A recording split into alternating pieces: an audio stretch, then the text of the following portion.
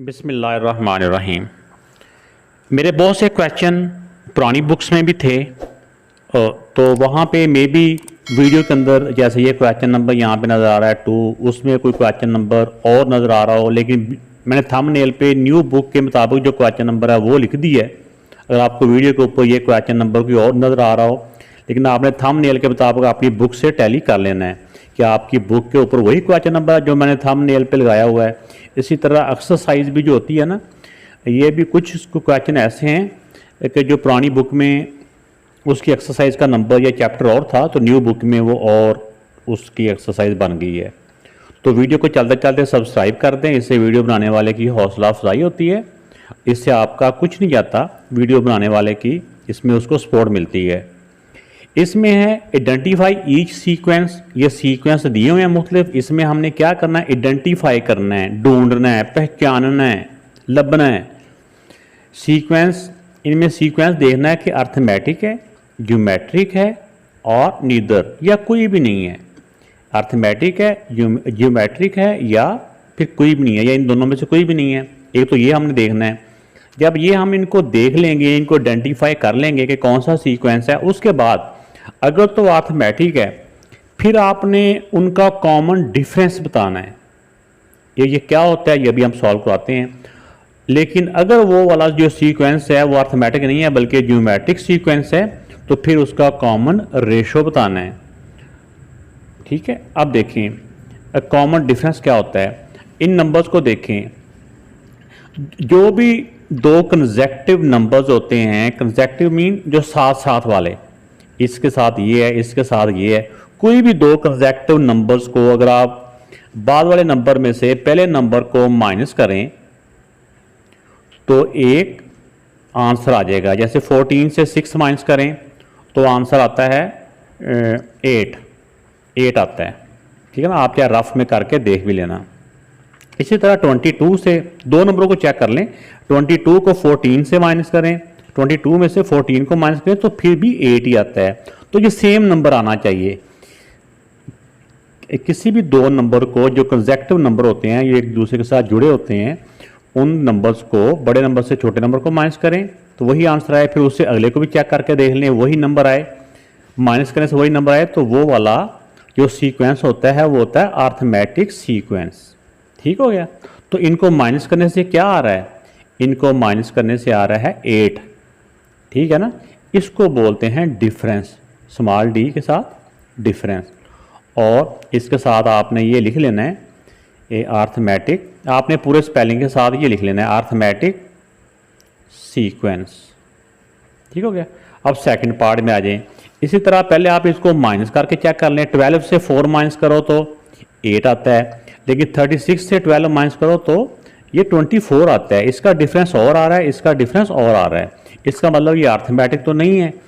अब geometric check करने के लिए होता है कि कोई भी दो जो टर्म्स होती हैं, जो कंसेक्टिव टर्म्स होती हैं, इसके साथ यानी जो जुड़ी होती हैं, इसके साथ ये या इसके साथ ये, इसमें से बड़ी टर्म को छोटी टर्म से डिवाइड करके देखें। 12 को 4 से डिवाइड करें ना, 3 आंसर आता है। 36 को अगर 12 से डिवाइड करो तो फिर भी 3 आता है। तो अगर डिवाइड करने से वो सेम नंबर आ जाए ना, उसको बोलते हैं, एक तो उसको कहते हैं अगर डिवाइड करने से सेम नंबर आता जाए तो उसको बोलते हैं ज्योमेट्रिक सीक्वेंस। ठीक है। और जो इनका आंसर आता है सेम, जो डिवाइड करने से सेम आंसर आता है ना, उसको बोलते हैं रेशो।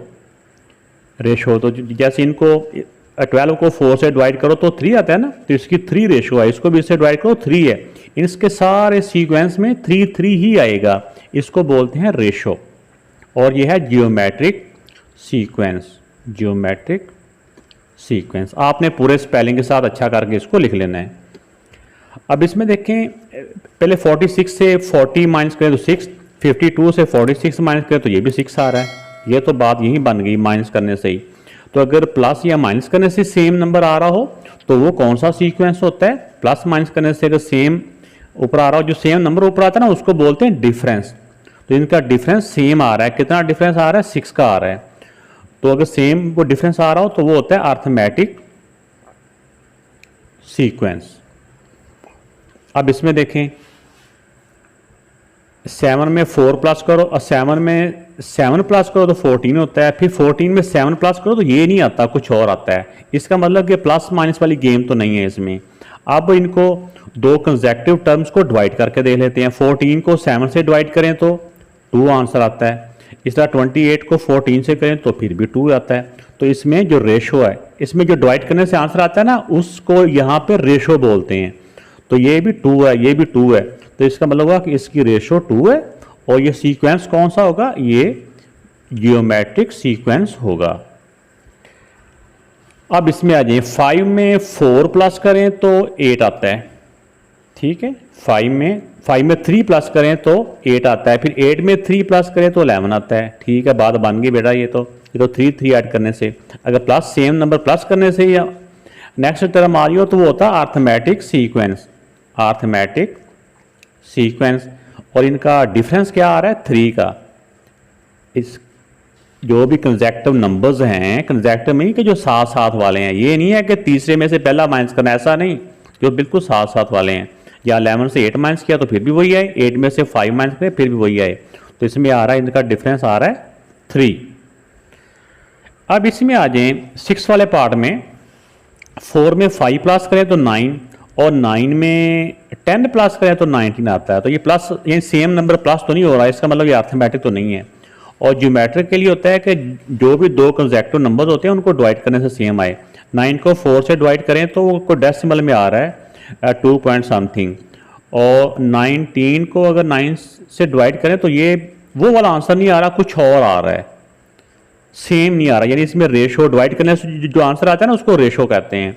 तो इसमें डिफरेंस भी सेम नहीं आ रहा और रेशो भी सेम नहीं आ रही। इसका मतलब ये हुआ कि ना ही ये अर्थमेटिक सीक्वेंस है, ना ही ये ज्योमेट्रिक सीक्वेंस है, ये बल्कि कौन सा है? नीदर। ये नाम नहीं है, इसका मतलब ना ही, यानी कि कोई नहीं, इन दोनों में से कोई नहीं है ये। तो ये बेटा इसका आंसर आ गया।